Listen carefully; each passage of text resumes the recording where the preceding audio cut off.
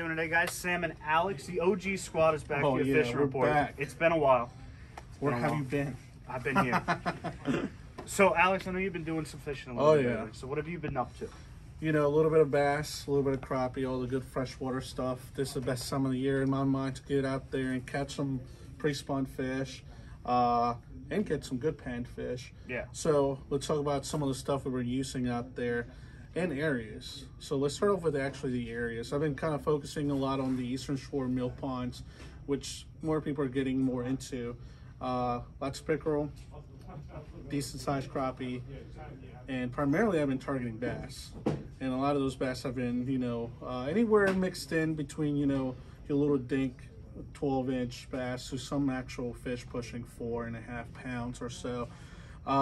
Patterns that we're kind of looking for right now, especially in the warmer water days, they'll move a little bit shallow, and all those ponds are like pretty shallow, honestly. Yeah. They're not going to be deeper than like 10 foot, and most of these areas you're going to be fishing are going to be 5 to 6. Oh my God, you know that. It's that time of the year for that red bait. Yep, red crawfish colors are gonna work perfect. And I know we were talking about the Potomac. Yeah, especially on the Potomac. It's that time of the year for the pre-spawn bass. You want to fish reaction bait, stuff that move. These fish have to eat in order to spawn, so they're eating really heavily going forward for the next couple of weeks, all the way into March. They love crawfish this time of the year. I don't know if it's the crawfish spawn or they have that red look to them, but if you talk to any bass guy, it's red. Oh yeah, red. And I mean, you go from that red, like almost like a green pumpkin, to now focusing on that. And yes, there's going to be lakes or ponds that might not have crawfish where you might have to adjust. But remember, 3 main colors that we always use for bass fishing: black and blue, green pumpkin, and red. And then if you're fishing some of the reservoirs around here, maybe throw a shad pattern. Yeah. But once again, now we're focusing on those bigger baits like glide baits. Glide baits. If you're looking for that big bite, there you go.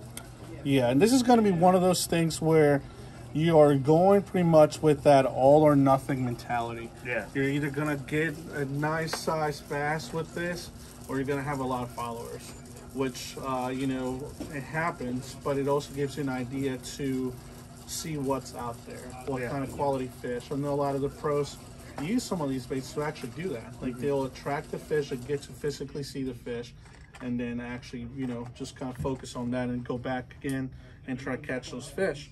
Obviously fish swim, so they might move around. So as they push up shallower as we progress into March, or even this time of the year, we're going to have 70-degree weather this weekend. So they're going to be up there shallow. They're going to be thinking about the spawn, feeding up.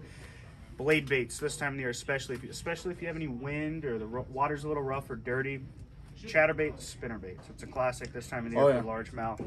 And one thing I wanted to say about the mill ponds is you'd be surprised. A lot of those do have crawfish in there. If you go to the DNR website, you can actually figure out where the crawfish are in relation to the bodies of water you're fishing.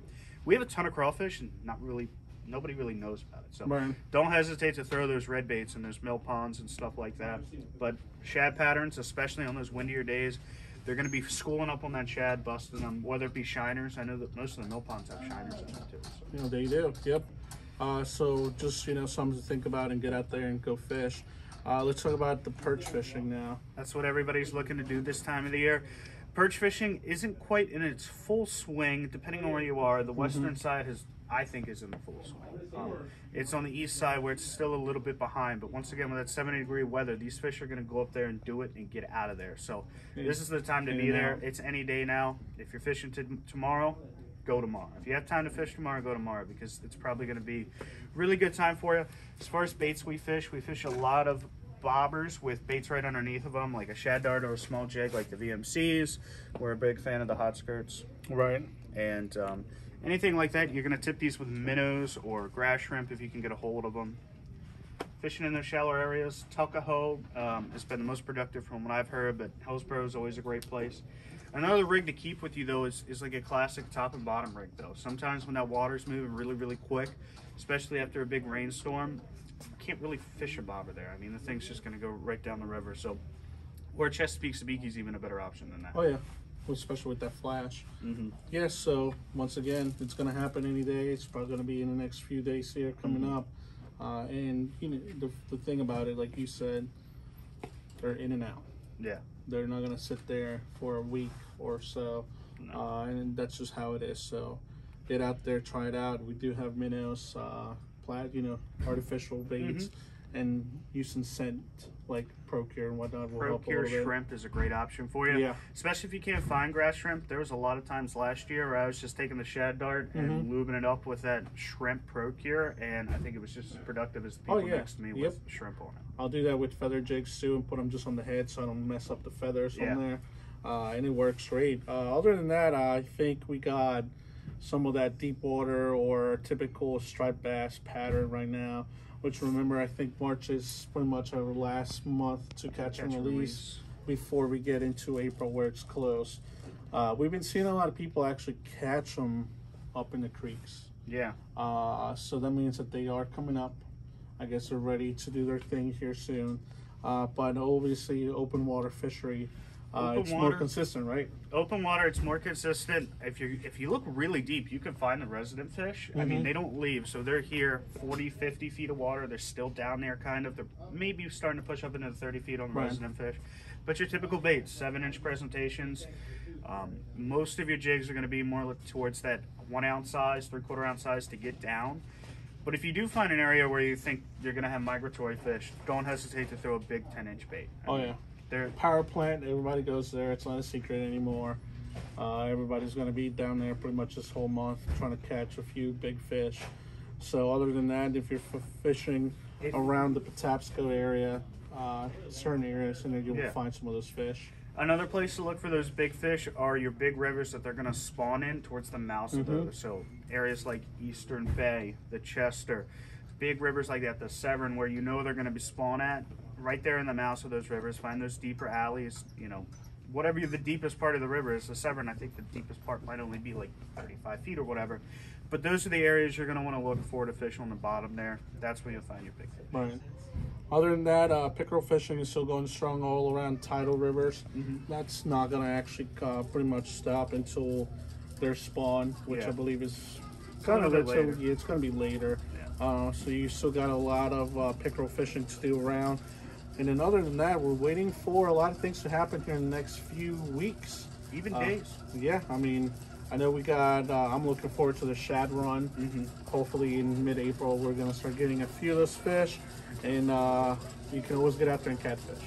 Yeah, there's always something you can do if you just want to get bit. LY, chicken livers, I mean, just anything on the bottom this time of the year. And, the cool thing about catfish is you don't have to be in the right spot necessarily. They're kind of everywhere.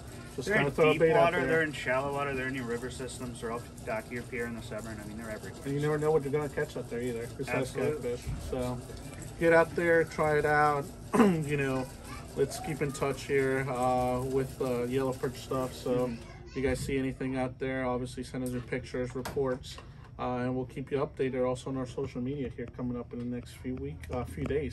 So moving on to what is just getting started, and I know one of your favorite fisheries is Snakehead.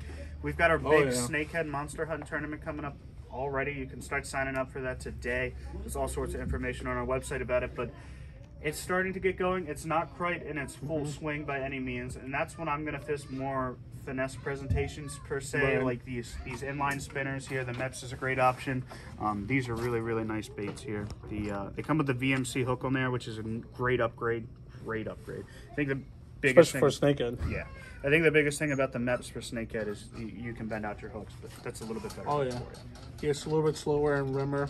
Minnows, absolutely. There's a time of the year where if you want to try it out, there's some minnows out there on a bobber, or even just on a bottom rig, and see what bites.